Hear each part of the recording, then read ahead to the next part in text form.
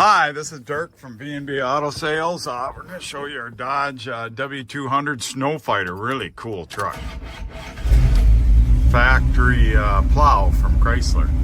There's the old note that it's Snofiter, and there's handles here, but it's been converted over to this Monarch system.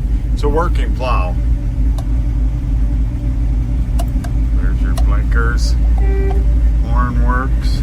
Radio works, but won't pick up a station. I couldn't get into it. It's some static. So your blower fan, your wipers. Show you your lights here, and then once I shut the hood, I'll show you the plow. And the dome light works too, I believe. Yeah, dome light works.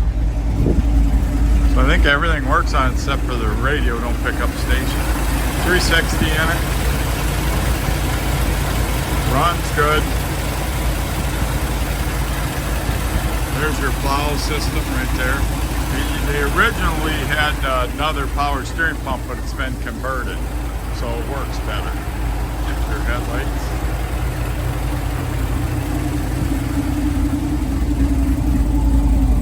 Just has turn downs on it. And hard to tell on tail lights in the sunlight, but they do work. So, shut the hood.